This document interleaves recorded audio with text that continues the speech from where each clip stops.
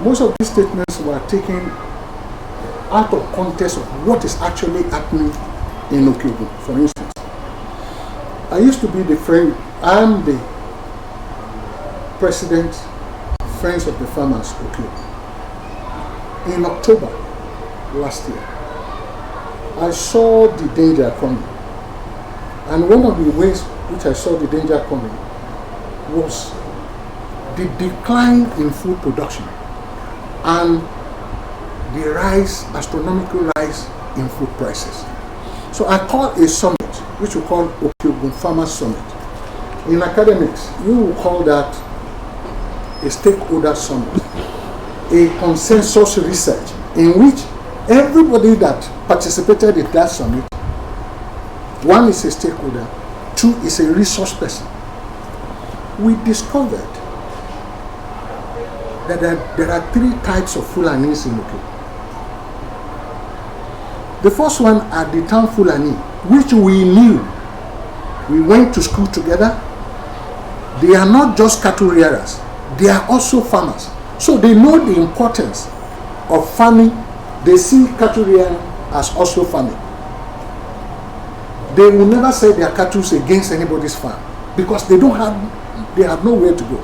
Most of them have been there as far back as 1906, 1917, 1923, 1926 in all the communities. So we did not, in fact, when I was small, I thought Fulani is a nickname. I didn't know it is a tribe, because when you are coming back from the farm, they will call you and do wara for you. You will eat there and also take home. So because all their children will all go to school together, they will also about this other Fulani saga and even all other problems that are not connected or related to it. I've always been center or premise on one thing. And what's that thing? That's a failing of the laws. Look, we are in a democracy. What is the foundation of democracy?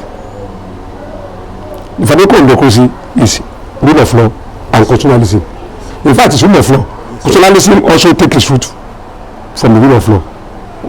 And what we mean by rule of law is that nobody, no matter how highly you are, or no matter how lonely you are, it's above the law. It's above the law. We have equal before the law. So that, look, crimes must be committed. If we are said that because of law, crime is not committed, no, it's a lie. Because crimes and criminal are also product and part and parcel of development. Once they are at development, there are other crimes we also. For example, we don't before do we know about cyber crime? No.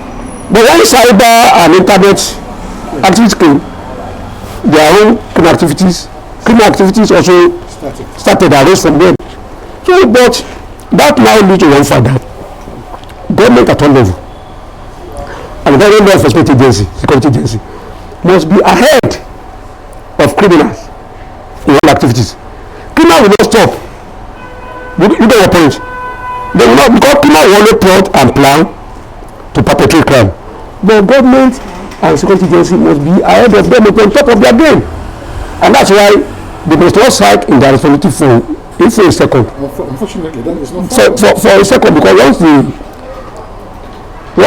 they fail for those or fail to act for the criminals can cash in. And again, we have to look at our system, the archaic system for our law enforcement agency. It's archaic. It's not by carrying gun or by go around and arresting people. No. What government in other democracy does as agencies, intelligence gathering. But here we are always reactive. We are not preventive. You prevent crime from being committed. So that once they are planning, you nip it in the bud. You get them arrested. But here, what they do is the crime has been committed, they will now be running after the criminal. So that's why I say it's the failing of the government. And again, I must commend you. You really identify you've understood the Fulanis. Look, I've told my colleagues lawyers, but look, Fulani that I know, we always move around, they have knife or sword, they have their sender. Look, even as educated as we are, can we handle AK-47? We cannot operate it. But you see, the Fulani that people are now saying that they are carrying AK-47, they are not from Nigeria. They are from Somalia, Libya, Mali, Chad, and what have you. Those war-torn areas where we have proliferation of light arms and even some areas that they've brought into this country. And again, how did they get here? Because of our poor system. The immigration has failed to do their work properly. Likewise, the custom. And if also the how did we get here? How did we enter? Can I come in there? Yes, sir. I interviewed the Fulanis. Among the Fulani Borori, some of them are importing underage children, which they are using as aiders. And those aiders are not only peculiar to the Fulanis alone. Even our own indigenous people use those underage people as aiders. If you go to the police station in Okewu and Ibarapa, 70% of all crises between the elders and the farmers are committed by those underage people. And when they commit crime, it is when you know that they are not their children. Once they commit crime, maybe they commit crime in Shaki. Before you know it, they are already in the government. They've gone. And nobody can locate them. I asked them, where are your papers? They said Fulanis are not supposed to take papers because Nigeria is their ancestral home. So the immigration people don't check. No, that's it. Like I said, crime must be committed. Yes, it's a social problem. Because we have people who are not law-abiding citizens, that they really move away, shortcut to do things, which you see, once you don't do things legally, then what we have, that means an illegal act, and that will be a resort to anarchy or chaos. And once that is done, the law must be very alert and be allowed to take its course to go after the criminal or the perpetrators of crime and bring them to justice. Look, I've heard a lot, and I've heard a lot about this Ibarapa and Ifo-Kogo crisis. And which also led to the intervention by Mr. Otumasi. Yes, and let me say this, not all Fulanis are elders. Yes. And not all Yorubas are farmers. Yes. Just like we have farmers among Fulanis, we have elders too among Yoruba. Yes, yes. I mean, they are pastoralists among them too. And again, no crime. We don't pinpoint organized crime on a tribe. If 80% of them are criminals, we don't know some of them are criminals.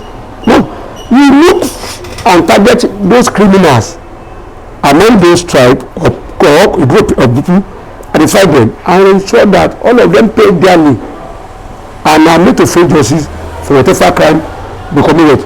But that would be not wrong to say all Yorubas are kidnappers, all Yorubas are armed robbers, just because you see Dipero and what have you have been foremost armed robbers and they said they are Yorubas.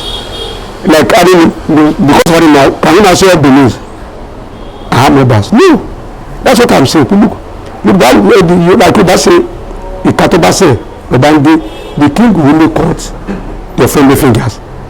And again, if you are a citizen of this country, and if you are a foreigner and you are here legally, or even illegally, no other citizen has the right to sack you or to deport you from that place, except the government. Not even the state government, the federal government. We've all heard about Sugarba's case, that the man that was deported from Benin to Chad. Look, for God's sake. That's why I said when Otumba went there, I said, what capacity? What was his locus? What authority? Look, the best thing we have done in that case is report those criminals and report them to law enforcement agency, to security agency to act, to go after them, investigate, arrest and prosecute, and then the judge follow up on that. Okay. That's it, because violence we always beat counter-violence. It will never be. Viewers at home, we thank you very much, sir. This is the end of our program for today, and next time we'll continue with this.